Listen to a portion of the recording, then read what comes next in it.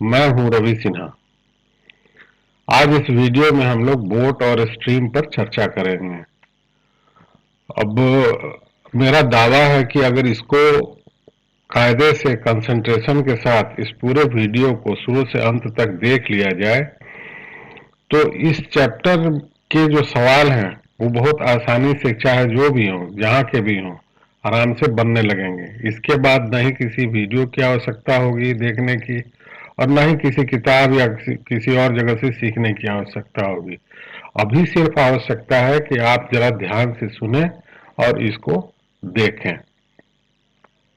तो सबसे पहले हम लोग इसके टर्म्स को समझ लेते हैं, इसमें क्या क्या होता है।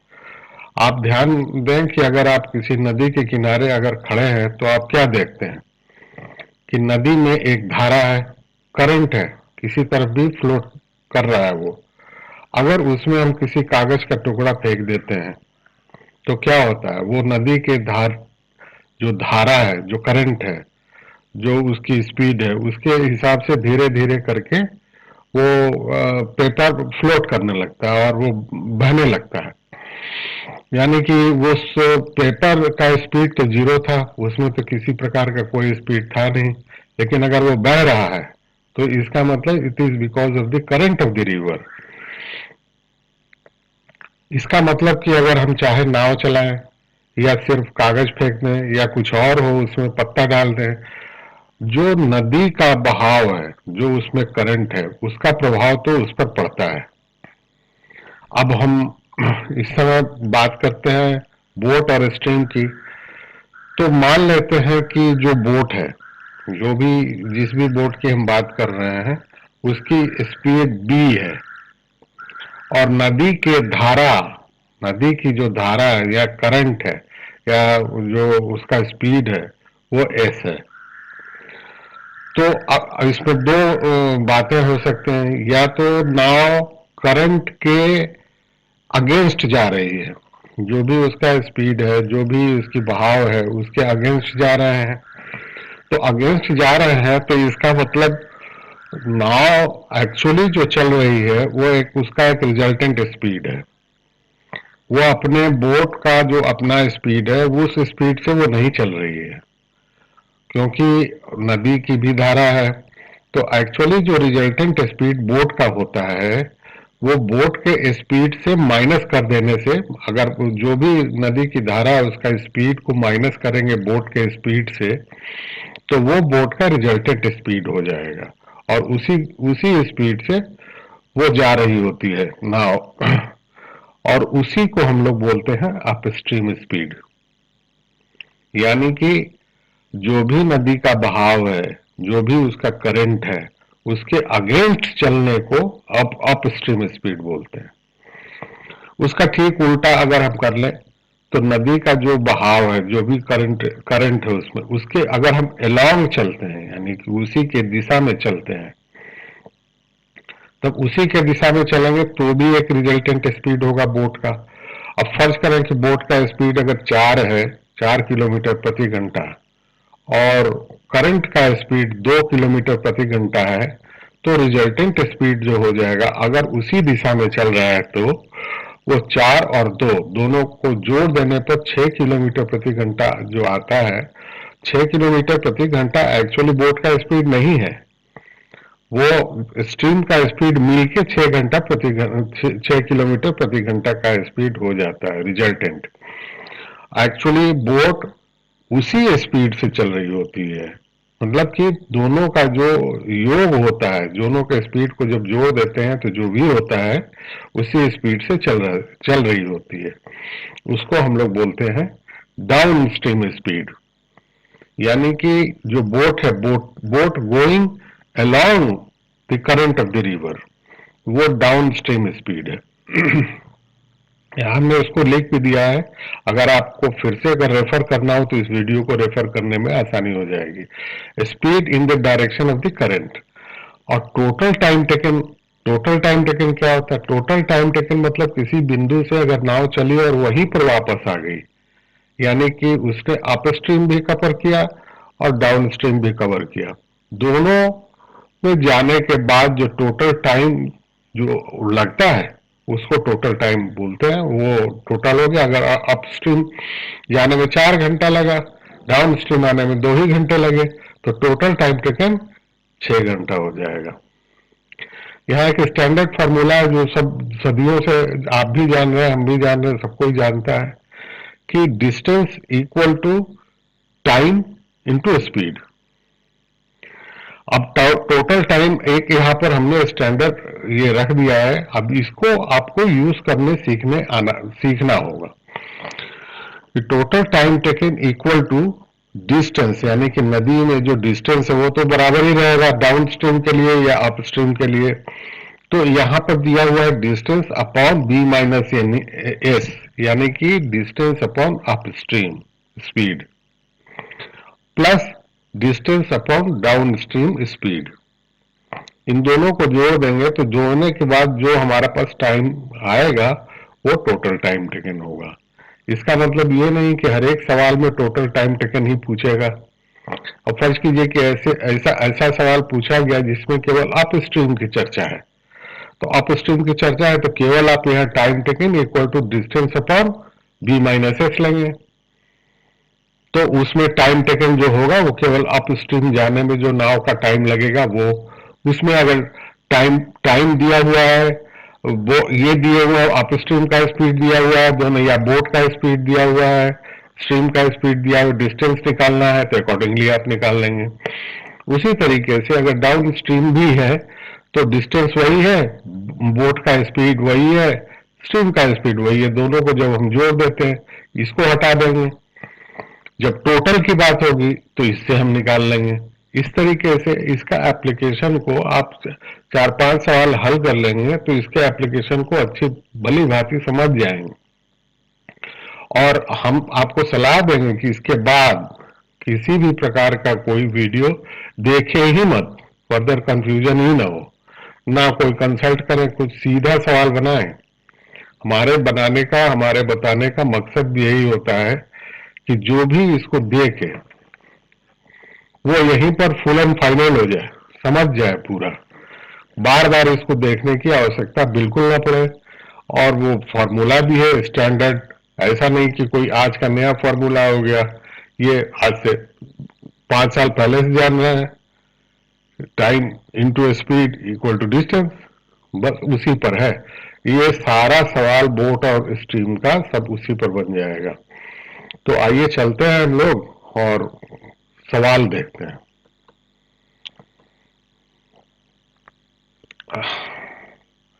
तो सवाल नंबर 1 में एक्चुअली ये सवाल जितने सारे हैं उसको हमने फॉर्मुलेट किया है। ऐसा नहीं कि ये कहीं रेलवे में आया हुआ, एसएससी में आया हुआ, बैंक में आया हुआ, इस तरीके से, चूंकि हमको आपको ऐसे बताना है कि आपका हमेशा के लिए इसका फंडामेंटल्स ही क्लियर हो जाए।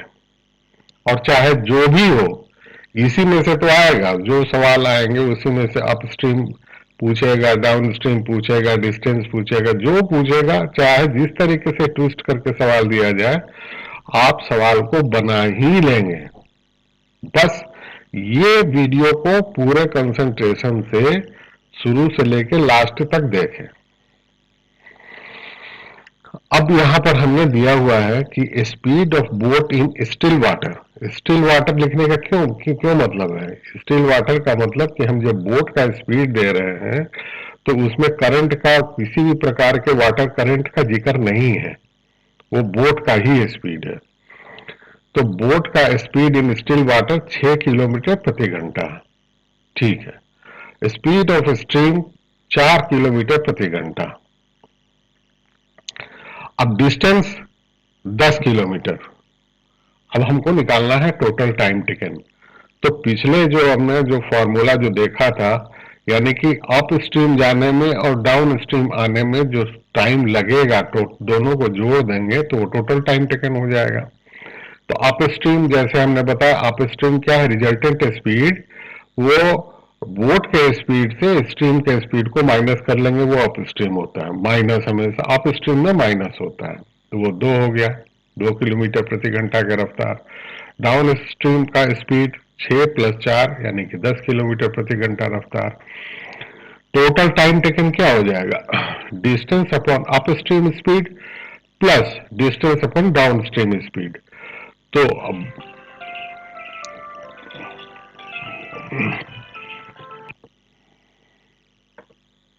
हाँ, तो टोटल टाइम टेकन की बात कर रहा था मैं। तो total time taken distance upon up stream speed plus distance upon downstream speed. तो हमारा अप स्ट्रीम स्पीड 2 है, डाउन स्ट्रीम स्पीड 10 है, और डिस्टेंस 10 किलोमीटर प्रति घंटा का 10 किलोमीटर। तो बस सीधे रखना है 10/2 प्लस 10/10। का स्पीड के यहां हमारा इक्वल टू 6 आवर्स आ रहा है, यानी कि टोटल टाइम टेकन जो हमारा होता है वो 6 घंटा होगा। अगर इसको अलग से भी आप इसको बना के देख सकते हैं। अगर टोटल टाइम टेकन हमको निकालता कि होता कि केवल अप स्ट्रीम का चाहिए, तो अप स्ट्रीम में क्या लगा, अप स्ट्रीम में distance upon up stream speed 2, ये 5 घंटे लगे। डाउन स्ट्रीम में कितना लगा, 1 घंटे लगे। इन दोनों को अप स्ट्रीम का और डाउन स्ट्रीम का जब टाइम जोड़े तो ये 6 घंटा आ गया। तो इस तरीके से इसका इस सवाल में तो टोटल टाइम टेकन तो निकल गया, लेकिन साथ साथ आपको ये भी समझते चलना है कि इसका बाइफर्केशंस भी है। अप स्ट्रीम को अगर हमको केवल रहता तो इतना होता, डाउन स्ट्रीम का होता तो इतना होता। आइए अब आगे वाले दूसरे नंबर सवाल देखते हैं। सवाल वही है, इसको हम केवल अलग अलग से इसलिए बना रहे हैं कि हर एक प्रकार से आप ये समझ जाए। आप जैसे पिछले सवाल में हमने टोटल टाइम टेकन लिया था, इस बार हम डिस्टेंस निकालेंगे। तो सवाल वही है, speed of the boat in still water 6 kilometre प्रति घंटा, स्पीड ऑफ स्ट्रीम 4 किलोमीटर प्रति घंटा, डिस्टेंस नहीं पता है और टोटल टाइम टेकन 6 घंटा है। तो अब हम डिस्टेंस कैसे निकालेंगे।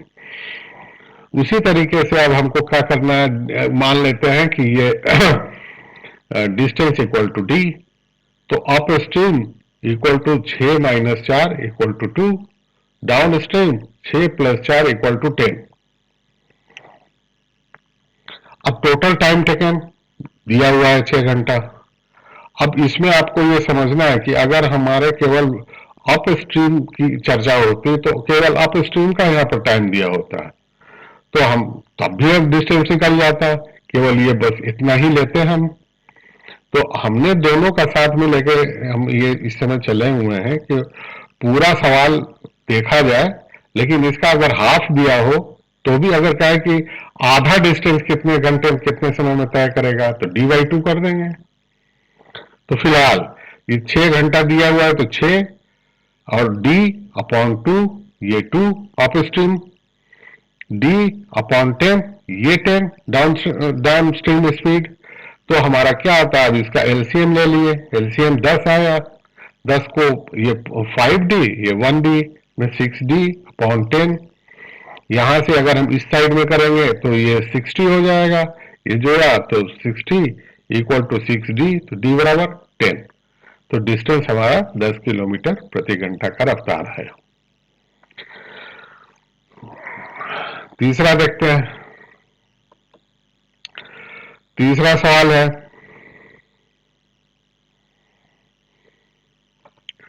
तीसरे सवाल में हमने दिया हुआ है कि टोटल टाइम टेकन भी दिया है, डिस्टेंस भी दिया है, और स्पीड ऑफ स्ट्रीम 4 किलोमीटर प्रति घंटा का रफ्तार दिया है। तो एक्चुअली अब निकालना है बोट, बोट का स्पीड क्या है, इंडिविजुअली बोट का स्पीड क्या है।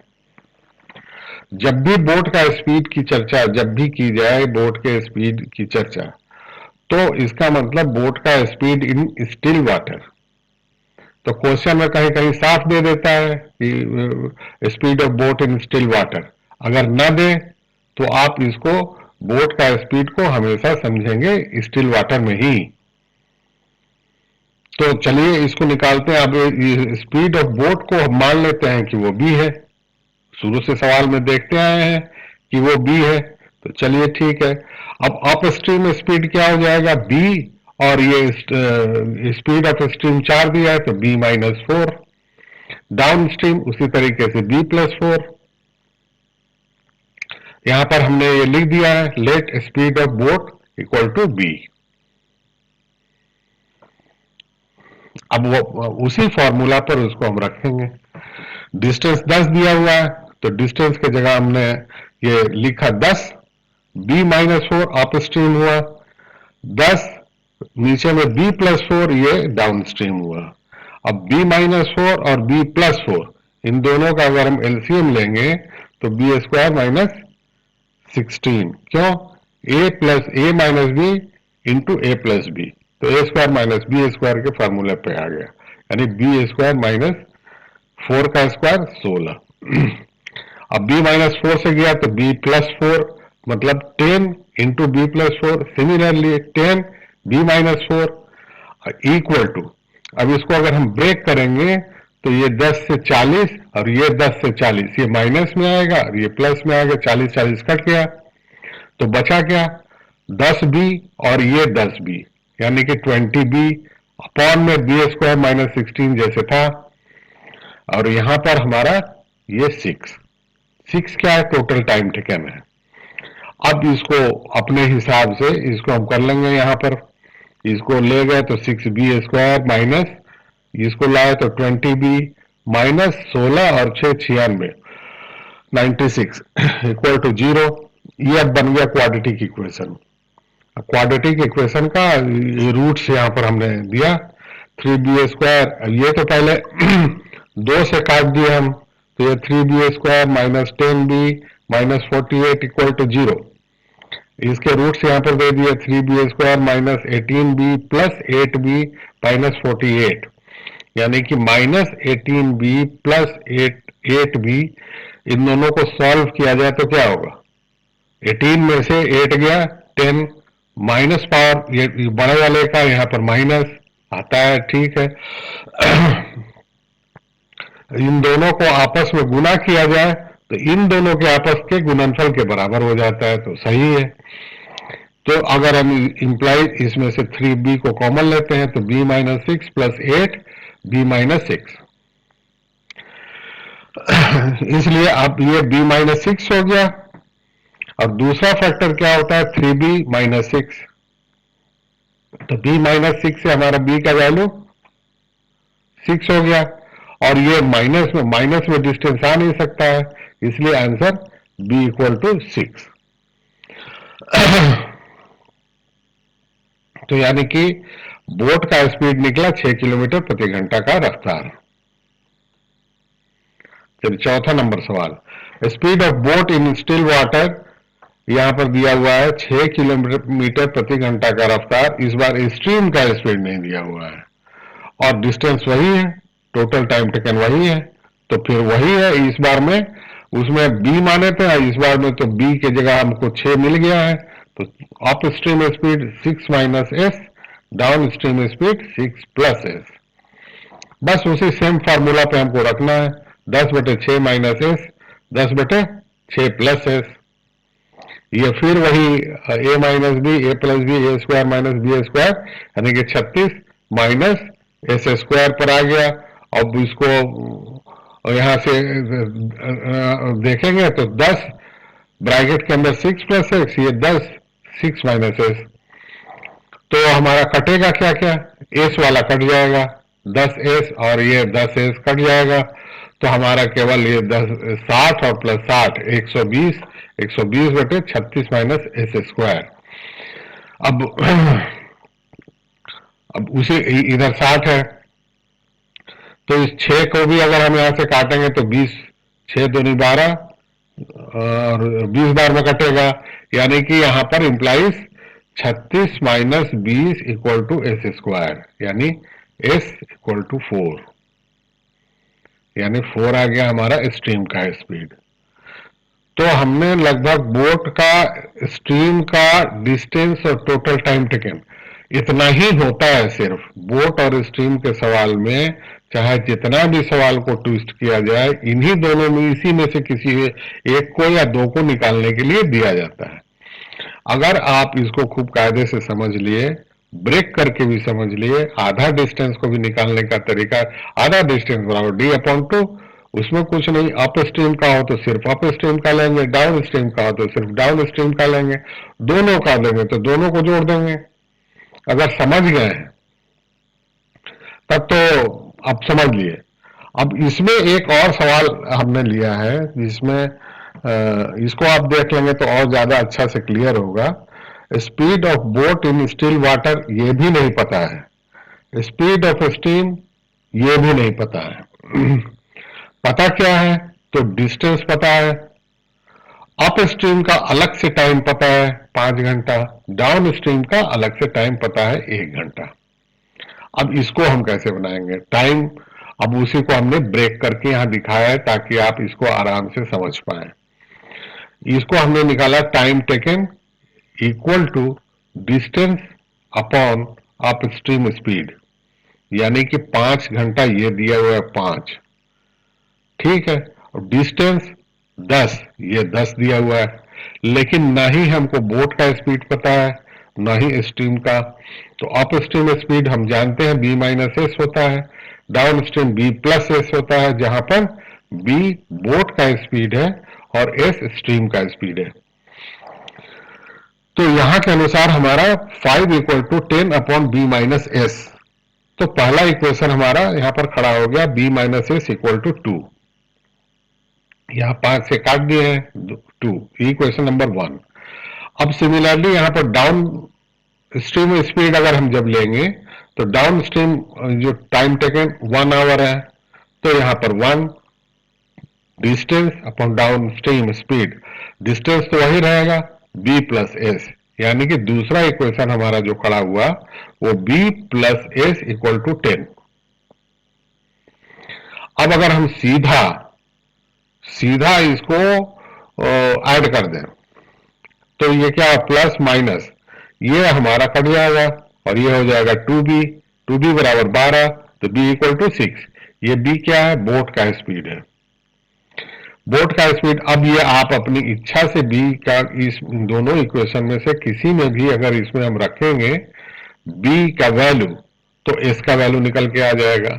Put the value of b in equation number 2, तो b क्या है? ये 6 है, 6 हो जाएगा तो s को यहीं पर छोड़ देंगे और 6 को इधर ले जाएंगे, तो 10 में से 6 गया 4, तो s बराबर 4, यानी कि स्ट्रीम का स्पीड हमारा 4 किलोमीटर प्रति घंटा का रफ्तार निकला। अब इससे ज्यादा कुछ बचता नहीं है इसमें जो निकालने के लिए देगा, सवाल ट्विस्टिंग दे सकता है। आधा बोल देगा कि अप स्ट्रीम पूरा डिस्टेंस उसने कवर किया, डाउन स्ट्रीम आधा डिस्टेंस कवर किया, तो अब अप स्ट्रीम का पूरा डिस्टेंस लेंगे, डाउन स्ट्रीम का d/2 लेंगे। तो थोड़ा सा अपना एप्लीकेशन आपको अपना लगाना पड़ेगा, उसके बाद 4-5 सवाल से ज्यादा आपको बनाने की आवश्यकता बिल्कुल नहीं है, क्योंकि तब तो उसके बाद आप मन में ही सवाल बनाने लग जाएंगे। इसमें कुछ होता नहीं है, बोट स्ट्रीम का चाहे जो भी कॉम्पिटिशन है, बैंक आए, SSC आए, रेलवे आए, आता जरूर है सवाल, लेकिन इसमें कुछ दम नहीं होता है, कोई भी दम नहीं होता है। आपके दिमाग में अगर कॉन्फिडेंस बैठ गया कि अरे ये इसमें कुछ है नहीं, तो आप एकदम बिल्कुल बना ले जाएंगे, कोई दिक्कत होगी नहीं। और इसमें क्या दिक्कत होगी? अप स्ट्रीम हमने बता ही दिया, डाउन स्ट्रीम बता दिया, बोट का बता दिया, उसका स्पीड, स्ट्रीम का स्पीड, पूरा डिस्टेंस, इसी में से तो कुछ आएगा। और क्या आएगा नदी में? और क्या होगा? इससे ज्यादा कुछ नहीं होगा। तो अब आपको लिहाजा कहीं पर और कुछ देखने की कोई आवश्यकता नहीं है। इसको खूब कायदे से अगर देख गए तो आप बहुत इत्मीनान के साथ और कॉन्फिडेंस के साथ सारा सवाल बना देंगे, और इसको लेके कंफ्यूजन में पड़ने की कोई आवश्यकता नहीं है। छोटा सा चैप्टर है, इसके लिए क्या हाय तौबा मचानी है। तो चलिए आज के लिए हम लोग बोट स्ट्रीम यहीं पर समाप्त करते हैं, फिर दूसरे दिन किसी और टॉपिक के साथ मिलते हैं। तब तक के लिए धन्यवाद। जय हिंद।